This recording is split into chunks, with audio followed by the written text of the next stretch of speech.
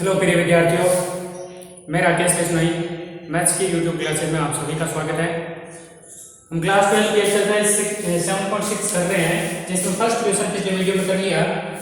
अगर उस क्वेश्चन में या कोई भी और क्वेश्चन में जो 7.6 हमने जो भी वीडियो में की है कहीं भी प्रॉब्लम आ रही है तो आप कमेंट बॉक्स में कमेंट कर सकते हैं उस क्वेश्चन को, या इस नंबर पे आप व्हाट्सएप भी कर सकते हैं, उसकी फोटो खींच के या लिख के भी व्हाट्सएप कर सकते हैं, ताकि आपका उसका सॉल्यूशन नेक्स्ट वीडियो में करवा दूंगा। ध्यान रखना, आपको पढ़ाई निरंतर रखनी है।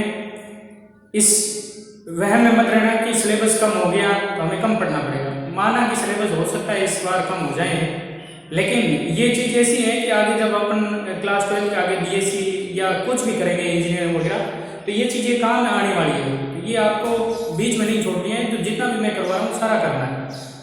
तो फिर भी अपने सिलेबस के अकॉर्डिंग वो तो करना ही करना है। क्या उसके अलावा एक्स्ट्रा भी जो अपने आगे काम आ सकता है, तो ये भी चीज़ अपने को ध्यान में रखनी है। तो अब अपने स्टार्ट करते हैं क्वेश्चन सेकंड के बारे में। क्वेश्चन सेकंड है कि निम्नलिखित फलनों के लिए रोले प्रमेय का सत्यापन कीजिए। यानी कि जो भी फंक्शन दे रखे हैं उसमें प्रूव करना है कि इसमें रोल प्रमेय अप्लाइड है। फर्स्ट क्वेश्चन है, ए जो पार्ट है fx बराबर x square plus 5x plus 6 x belongs to आपको दे रखा है -3 to -2। तो ये फंक्शन दे रखा है। इस फंक्शन के बारे में मैंने पहले बता दिया। ये कौन सा फलन है? बहुपदीय फलन है, जिसमें पॉलिनोमियल फंक्शन है, जिसमें 3 टर्म है, x की घात 2 है। तो यहाँ पर ये फलन जो होता है x बिलोंग्स टू r में हमेशा सतत और अवकलनीय होता है। फिर उसके बाद f a equal to f b निकालना है। x की जगह -3 रखना है, फिर x की जगह -2 रखना है, दोनों बराबर आते हैं तो f a c बराबर 0। फिर c की वैल्यू इसके बीच में आनी चाहिए, तो रोल प्रमेय का सत्यापन हो जाता है। ये इस प्रकार के क्वेश्चन पिछले वीडियो में हम कर चुके हैं, तो इसको आप स्वयं करेंगे। सेकंड इसका देखते हैं। सेकंड बी इसका मैं करवा देता हूं। बी आपको दे रखा है fx बराबर e की power -x sin x। x belongs to आपको दे रखा है 0 to पाई दे रखा है। तो सबसे पहले इस फलन को रोल प्रमेय के लिए हमें क्या बताना चाहिए? तीन कंडीशन होती है। पहली कंडीशन जो सेवर्थ अंतराल है, यानी कि क्लोज इंटरवल है, इसमें क्या होना चाहिए? सतत होना चाहिए। फिर यही ओपन इंटरवल हो जाता है, उसमें अवकलनीय होना चाहिए, डिफरेंशिएबल होना चाहिए। तो तीसरी कंडीशन होती है f equal to F B होना चाहिए, और फिर f a c निकालते हैं। तो यहाँ पर ये जो फलन दे रखा है उसका सॉल्यूशन करते हैं। सॉल्यूशन बी, ए आप स्वयं करेंगे, बी मैं करवा देता हूँ। फिर भी आपको ए में प्रॉब्लम हो रही है तो आप कमेंट बॉक्स में कमेंट कर देना, मैं करवा दूंगा। तो बी जो है सॉल्यूशन लेते हैं। फंक्शन दे रखा है आपको fx इक्वल टू e की पावर -x sin x। अब क्योंकि e की पावर -x, तो इसको 1/e की पावर x लिख सकता हूं। तो e की पावर x जो होता है वो अपने प्रांत में हमेशा सतत फलन होता है, और sin x भी कोई भी प्रांत में, यानी कि x बिलोंग्स टू r में, इसका प्रांत r होता है, इसका भी r है, उसमें हमेशा क्या होगा? सतत होगा। तो दोनों फलन कैसे फलन है? सतत फलन है। ये दोनों, ये भी सतत है, ये भी सतत है, दोनों फलनों का गुणा भी क्या होगा? सतत होगा। तो यहाँ ये fx जो दे रखा है क्या है? तो यहाँ लिख सकते हैं, चूंकि fx बराबर e की पावर -x sin x विवर्त अंतराल, सॉरी सेवर्थ है, विवर्त नहीं होता, क्लोज इंटरवल हो गया। सेवर्थ अंतराल ए बी, ए की जगह क्या है? 0, बी की जगह क्या है? पाई में सतत फलन है। तो पहली कंडीशन तो आपकी पूरी हो गई। पहली कंडीशन तो यहाँ होगी कि ये क्या है? सतत फलन है। दूसरी कंडीशन अवकलनीय। अवकलनीय के लिए इसका डिफरेंशिएशन करते हैं। fx बराबर ये f डैश x बराबर क्या होगा? इसका u into v से अवकलन होगा। v का u का अवकलन करेंगे v वैसे वैसे, v का करेंगे u वैसे वैसे। तो e की पावर x का, e की पावर x होता है, लेकिन e की पावर -x का डिफरेंशिएशन जो होता है -x की वजह से -e की पावर -x, और sin x का sin x, v वैसे वैसे, प्लस u वैसे वैसे लिखेंगे तो v का अवकलन sin x का क्या हो गया? cos x। तो यहां से f डैश x बराबर कॉमन ले लेता हूँ, क्या आ रहा है कॉमन, e की पावर माइनस एक्स, ये बचा minus sine x plus cos x, ये बचा। अब क्योंकि ये अंतराल क्या है 0 से पाई, सेवंथ अंतराल ये था 0 से पाई सतत के लिए, और अवकलन के लिए विवर्त अंतराल होता है, ओपन इंटरवल होता है 0 टू पाई। अब 0 टू पाई में ये क्या होगा, ये फलन जो है f डैश x बराबर ये जो है दिए गए विवर्त अंतराल में विवर्त अंतराल क्या हो गया 0 टू पाई में परिमित व विद्यमान है, फाइनाइट वैल्यू है और एग्जिस्ट भी है। फाइनाइट कैसे है, क्योंकि इसकी इनफाइनाइट वैल्यू नहीं आ रही। इनफाइनाइट कैसे, 0 टू पाई, 0 नहीं रखना है, पाई नहीं रखना है, उसके बीच कोई भी वैल्यू इसमें रख देंगे। sin x और cos x हमेशा परिमित मान होता है, e की पावर माइनस x भी परिमित होता है, लेकिन x टेंड्स टू अनंत होता या x टेंड्स टू माइनस अनंत होता, तो माइनस अनंत की कंडीशन में ये क्या हो जाता, माइनस अनंत होता, तो माइनस अनंत e की पावर अनंत हो जाती, e की पावर अनंत हो जाता है, इनफाइनाइट हो जाता, तो वो फाइनाइट नहीं बनता। लेकिन यहाँ 0 टू पाई है, अनंत माइनस अनंत है ही, तो नेगेटिव वैल्यू है ही, तो इसमें क्या है परिमित व विद्यमान है। तो इसलिए हम कह देंगे कि fx विवर्त अंतराल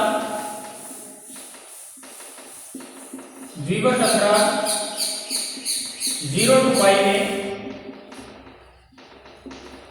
अवकलनीय है। तो सेकंड कंडीशन भी होगी, फर्स्ट कंडीशन ये होगी, सेकंड ये होगी यहां से, ठीक है, दोनों चीज होगी। अब तीसरी कंडीशन क्या होते हैं, fa निकालते हैं। तो fa a की जगह यहां क्या है 0 से पाई की बात कर रहा है, 0 से पाई में fa की जगह 0 रखो इक्वल टू इस फंक्शन में रखते हैं e की पावर माइनस 0 साइन 0, e की पावर 0 या माइनस 0 एक ही बात है, ये तो 1 होता है, साइन 0 0 होता है, इसलिए 1 को 0 से मल्टीप्लाई करेंगे 0 कोमा f।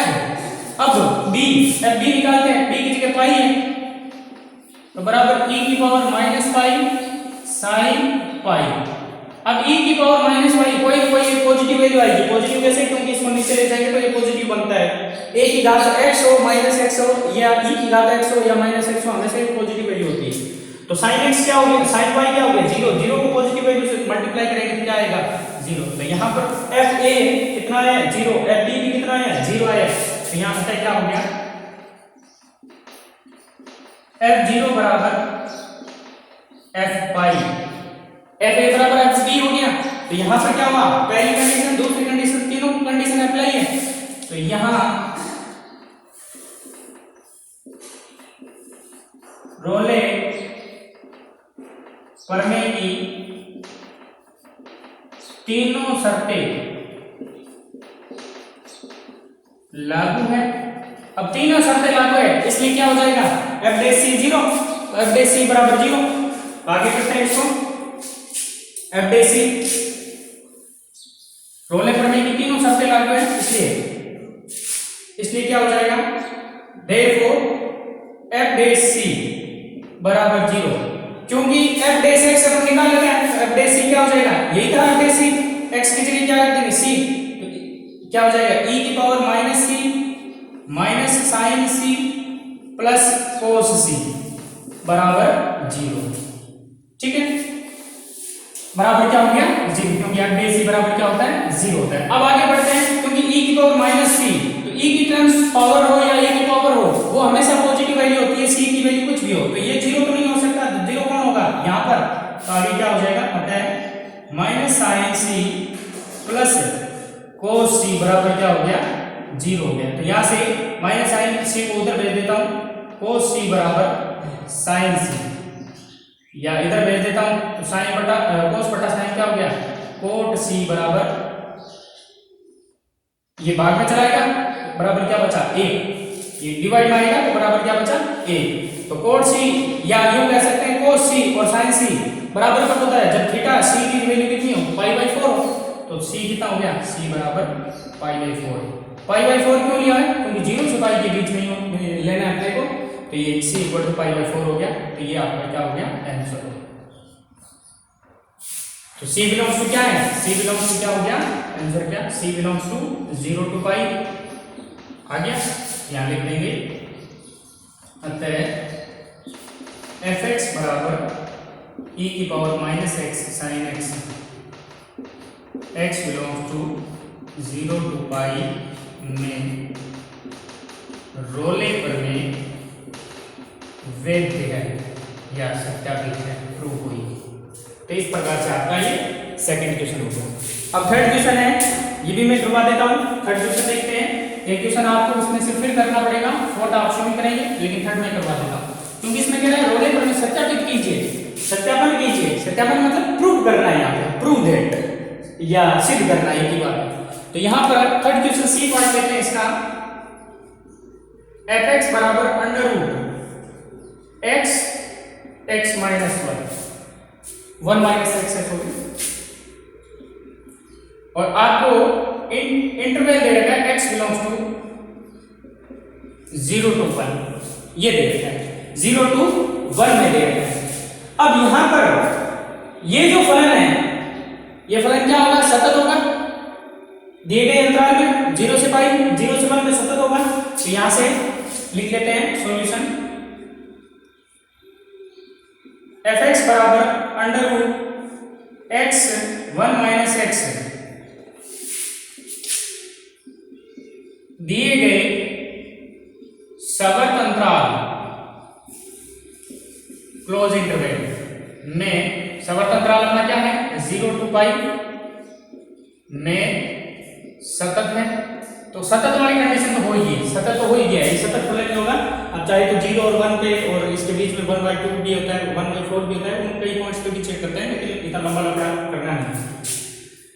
फिर चूंकि fx ही है तो इसलिए f डैश x क्या बनेगा, तो f dash x root x का अवकलन, सबसे पहले रूट का अवकलन, तो 1/2 रूट x की जगह ये पूरा, फिर इनटू इस x का अवकलन, तो x का यहाँ u into v लगेगा, तो a का x का अवकलन 1, तो 1 माइनस x वैसे के वैसे, फिर प्लस x का वैसे के वैसे, और 1 का 0 हो गया, माइनस x का माइनस 1 हो गया। ये रूट के अंदर वाले का अवकलन आगे निकालते हैं। f dash x equal to, यहां से मल्टीप्लाई करता हूं 1 की, तो ये रहेगा 1 माइनस x, और -1 को +1 से करेंगे तो -1, और x तो -x, तो इसको लिख सकता हूं -x minus 2x upon 2 root x 1 minus x। अब यार आपको ये देखना है कि ये कहीं पर अनंत तो नहीं बन रहा। अब अनंत कब बढ़ेगा, x की 0 तो ये पूरा बटा में 0, समथिंग बटा 0 इक्वल टू इनफाइनाइट। x की जगह 0 हो तो इनफाइनाइट हो रहा है, x की जगह 1 हो 1 माइनस 1 0 हो गया, पूरा 0 हो गया, तो 1 समथिंग बटा 0 क्या बन गया, फिर अनंत बन गया।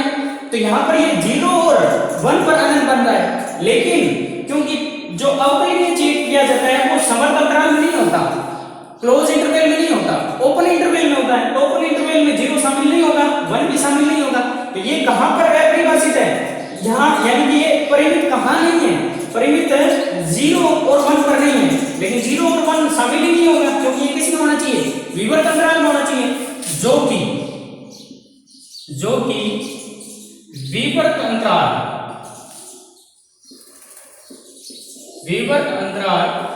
0 to 1 में परिमित व विद्यमान है।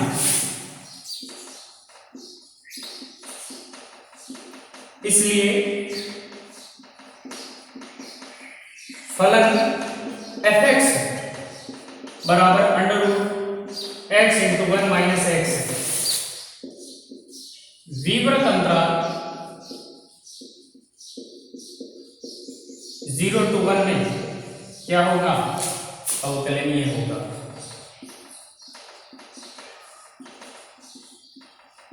कोई दिक्कत नहीं आनी चाहिए, फिर भी दिक्कत आए तो आप कमेंट बॉक्स में कमेंट जरूर कीजिएगा, क्योंकि ये परिमित कहां नहीं था, ये 0 बढ़ता तो ये पूरा 0, ये परिमित कब नहीं होगा, बट्टा में 0 होते ही अनंत हो जाता है, तब यह परिमित होता है। तो बट्टा में 0 कब हो रहा है, जब x की 0 या x की 1 हो, तो 0 और 1 इसमें विवर्त अंतराल में शामिल नहीं, यही अगर सैवर्त अंतराल की बात होती तब दिक्कत हो जाती। तो यहाँ इस कंडीशन में ये परिमित और विद्यमान है, अतः x जो है विवर्त अंतराल 0 to 1 में क्या है, अवकलनीय है। तो पहली कंडीशन ये सतत हो गया, दूसरी कंडीशन अवकलनीय हो गया, तीसरी कंडीशन अब निकालते हैं f a की जगह कौन है यहाँ 0, f 0 निकालते हैं। f 0 इक्वल क्या हो जाएगा अंडर रूट 0 into 1 minus 0 क्या हो जाएगा 0। इसी प्रकार f b निकालते हैं, x की जगह 1 है तो equal to under root x की जगह 1 हो गया 1 into 1 minus 1 इक्वल टू ये भी क्या हो गया 0। तो यहाँ क्या होगा, यहाँ f0 इक्वल टू क्या है f1 है, तो f0 इक्वल टू या f0 इक्वल टू f1 दोनों बराबर हो गए, अतः यहाँ कह सकते हैं दिए गए फलन में रोले प्रमेय की तीनों शर्तें लागू है। तीनों शर्तें लागू है, तीनों शर्तें लागू है, इसलिए क्या हो जाएगा f dash c बराबर 0। f dash c तो f dash x कितना है, ये रहा, x की जगह क्या रखना है c रखना है, तो यहाँ तो 1 minus 2c upon 2 under root x की जगह c ब्रैकेट 1 minus c बराबर क्या हो जाएगा 0, क्योंकि ये डिवाइड वाला 0 को मल्टीप्लाई में चला जाएगा, तो यहाँ पे क्या हो जाएगा 1 minus 2c equal to 0, 2c equal to 0 हो गया, तो ये 2c c की वैल्यू क्या होगी 2c उधर गया 2 डिवाइड मार दिया, c इक्वल टू क्या हो गया 1/2, तो c इक्वल टू 1/2। अब ये देखना है आपको c की वैल्यू जो है आपका जो इंटरवल दे रखा है उसके बीच की वैल्यू आनी चाहिए, यानी कि 0 और 1 दे रखा है इंटरवल उसके बीच में, एकदम मिड पॉइंट कोई जरूरी नहीं है कि 0 और बीच के मिड पॉइंट क्या है, मिड पॉइंट नहीं क्या है, मतलब c जो आता है इस जो विवर्त अंतराल होता है 0 और 1 यानी 0 से ज्यादा और 1 से कम आ सकता है, तो 0 से ज्यादा 1 से कम है, तो c बिलोंग टू क्या है यहाँ पे 0 to 1 है, तो ये c बिलोंग टू 0 to 1 आ गया, अतः यहाँ पर अगली लाइन हम लिख देंगे दिया गया फलन fx बराबर ये इस अंतराल में क्या है रोले प्रमेय को सत्यापित करता है या रोले प्रमेय वैध है। तो इस प्रकार से आपका ये क्वेश्चन सेकंड हो गया, सेकंड का सी हो गया। D part fx equal to cos x cos 2x है, तो cos x हमेशा सतत होता है दिए गए अंतराल में, तो cos 2x भी हमेशा सतत होगा और अवकलनीय भी होता है, तो अवकलनीय है सतत है, फिर उसके बाद आपको f a equal to f b देखना है, तीनों बराबर है तो f dash इक्वल टू क्या लेना है 0 लेना है, आपका सॉल्यूशन हो जाएगा। अब आगे बढ़ते हैं अपन थर्ड क्वेश्चन की तरफ। थर्ड क्वेश्चन है, अभी तक पहला और दूसरा क्वेश्चन जो था वो रोले प्रमेय से संबंध है। अगला जो क्वेश्चन है निम्नलिखित फलनों के लिए लाग्रांज मध्यमान प्रमेय की सत्यता की जांच कीजिए। अब किसकी जांच करनी है लाग्रांज की, तो लाग्रांज की कंडीशन अपने को पता होनी चाहिए। पहली कंडीशन होती है वही जो रोले में होती है, दूसरी कंडीशन भी वही होती है जो रोले में होती है, लेकिन तीसरी कंडीशन यहाँ f dash c 0 नहीं होता, f dash c जो होता है f b minus f a upon b minus a होता है, क्योंकि f a और f b बराबर नहीं होते यहाँ पे। तो आगे बढ़ते हैं अपन निम्नलिखित फलनों के लिए, क्वेश्चन में बोल रहा हूँ लिखने की जरूरत नहीं है। निम्नलिखित फलनों के लिए लाग्रांज मध्यमान प्रमेय की सत्यता की जांच कीजिए। आपको इसमें लाग्रांज मध्यमान प्रमेय की सत्यता की जांच करनी है। पहला क्वेश्चन है fx बराबर x plus 1 upon x, x belongs to 1 to 3। तो थर्ड का a जो पार्ट है वो है fx equal to x plus 1 upon x, x belongs to 1 to 3, 1 to 3। देखो मैंने कहा था 1 अपॉन x, एक बार x को छोड़ दूं खाली 1 अपॉन x होता है, तो 1 अपॉन x असतत फलन होता है कहां पर x इक्वल टू 0 पर, खाली ये होता 1 अपॉन x, खाली 1 अपॉन x होता तो x इक्वल टू 0 पर क्या होता है असतत होता है, क्यों बट्टा में x है, लेकिन यहां 0 शामिल ही नहीं है, 1 से 3 बोल दिया, इसका मतलब असतत ही होगा, सतत होगा, सिर्फ 1 अपॉन x हमेशा सतत है। अगर x यहाँ 0 से 3 हो देता, 0 से 3 होता तो ये 0 पर क्या हो जाता असतत, सतत और असतत का योग जो होता है हमेशा असतत फलन ही होता है। जैसे ये भी सतत है, यहाँ पर ये भी सतत है, दो सतत फलनों का योग भी क्या होता है, सतत फलन होता है। तो यहाँ इस इंटरवल में ये सतत है, लेकिन यहाँ 0 से 3 होता तो ये 1/x जो है असतत हो जाता है, क्योंकि x = 0 पर इसकी वैल्यू एक इनफाइनाइट आ जाती है, दूसरी माइनस इनफाइनाइट आ जाती है। इसलिए लेफ्ट लिमिट और राइट लिमिट इनफाइनाइट और माइनस इनफाइनाइट आ जाती है, इस वजह से असतत होता है। लेकिन ये 0 है ही नहीं यहाँ पे, तो यहाँ लिख सकते हैं हम फलन सॉल्यूशन है f(x) बराबर x + 1/x दिए गए सवर्त अंतराल, सवर्त मतलब 1 और 3 शामिल है, में क्या है, सतत फलन है। तो पहली कंडीशन भी यहाँ अप्लाइड हो गई। अब सतत के बाद, कंटीन्यूअस के बाद डिफरेंशियल चेक करते हैं। तो डिफरेंशियल के लिए यहाँ निकालते हैं f'(x) निकालते हैं। तो f'(x) x के सापेक्ष अवकलन 1 का, x का 1 हो गया, प्लस 1/x का, तो x ऊपर जाएगा, x घात -1, तो -1/x² होता है। तो यहाँ से कुल मिला के क्या आ गया, x² एलसीएम ले लेता हूँ, तो x² -1 1/x²। तो ये देखो इसकी वैल्यू जो है अनंत कब आती, जब x 0 है, 0 यहाँ शामिल नहीं, क्योंकि जो फलन सतत नहीं होता वो अवकलनीय भी नहीं होता, क्योंकि x = 0 पे ये सतत नहीं था, तो x = 0 पर अवकलनीय भी नहीं होगा। लेकिन इस दिए गए अंतराल में 1 से 3 में ये हमेशा एक परिमित मान आएगा। 1 रखोगे तो भी परिमित आएगा, 3 रखोगे, सॉरी 1 और 3 रख नहीं सकते, 1 के आगे जैसे 2 आ गया, 2 रखेंगे तो एक परिमित वैल्यू आएगी, 1 के आगे 1/2 रखेंगे तो भी इसकी परिमित वैल्यू आएगी, 3 से पहले 5/2 रखोगे यानी कि 2.5 रखोगे तो भी ये परिमित मान आएगा, यानी कि 1 और 3 के बीच में कोई भी वैल्यू रखेंगे परिमित आएगा। ये अपरिमित कब है, जब x 0 हो जाए, तब अनंत बढ़ जाए, तो x 0 तो यहाँ शामिल ही नहीं है, तो मेरा 1 से 3 है, तो ये एक परिमित वैल्यू आ गई। तो जो विवर्त अंतराल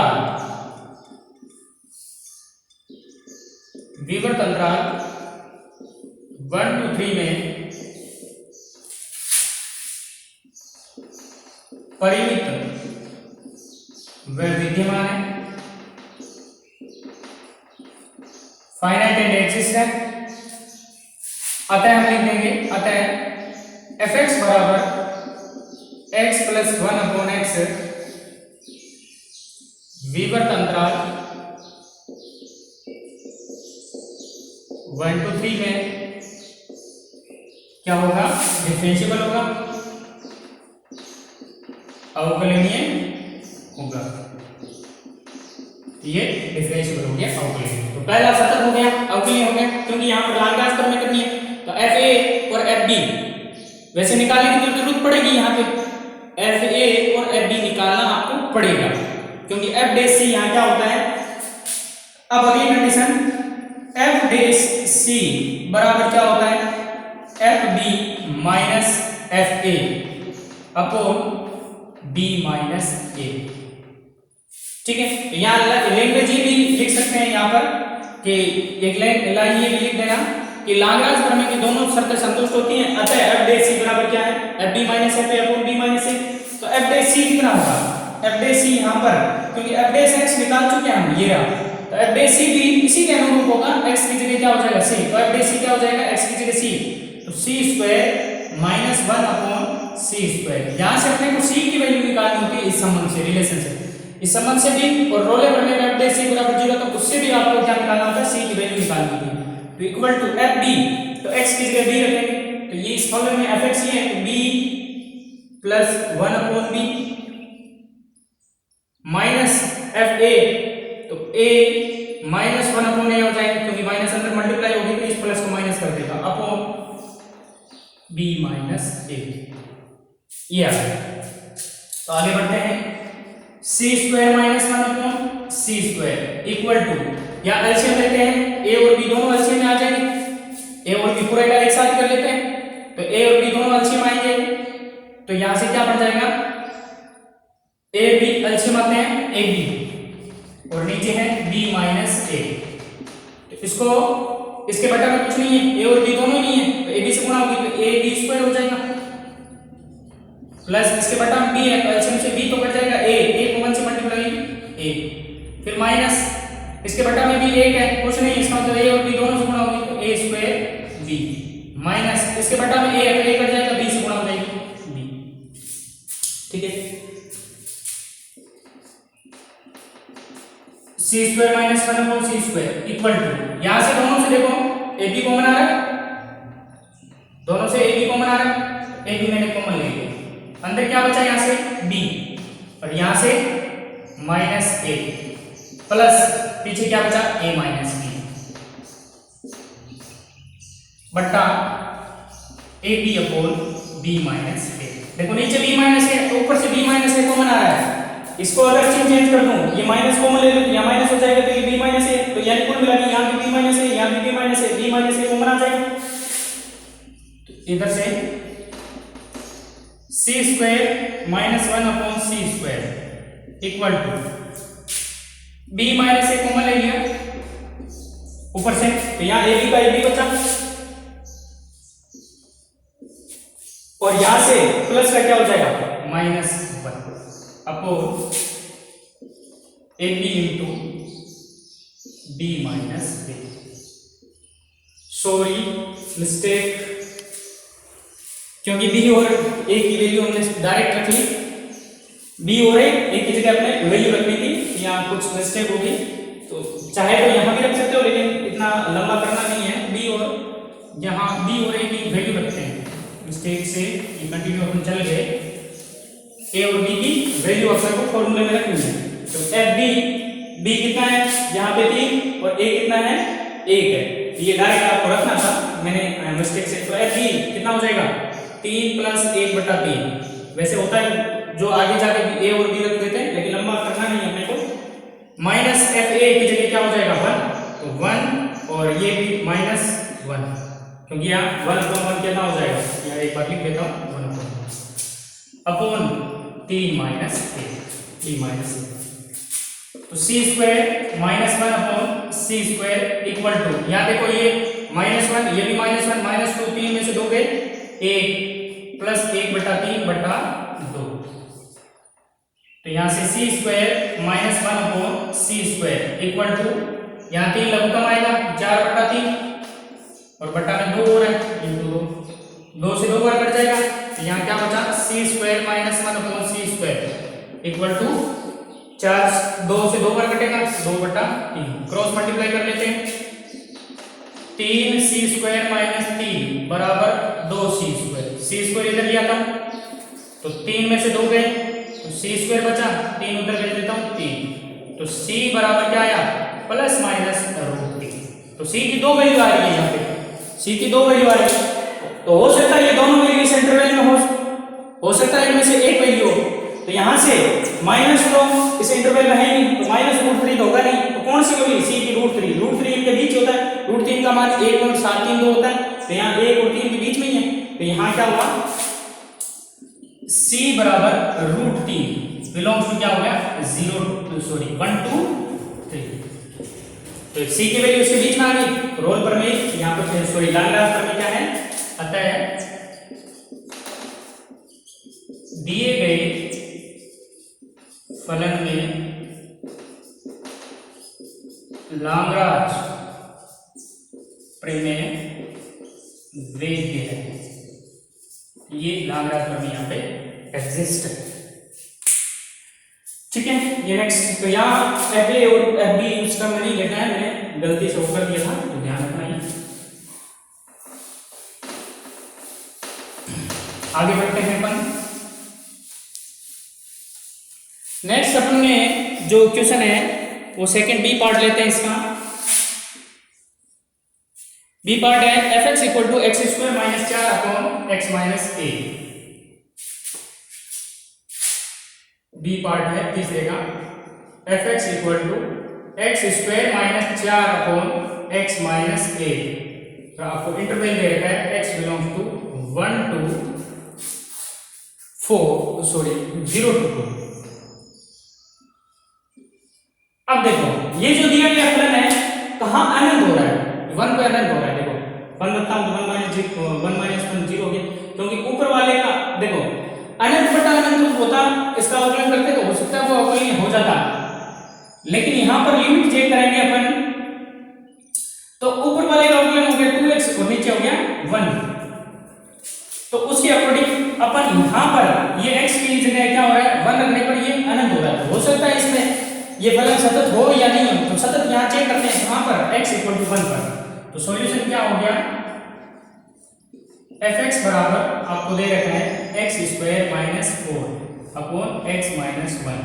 तो x बराबर 1 पर सतत चेक करते हैं, तो x बराबर 1 पर बाईं सीमा,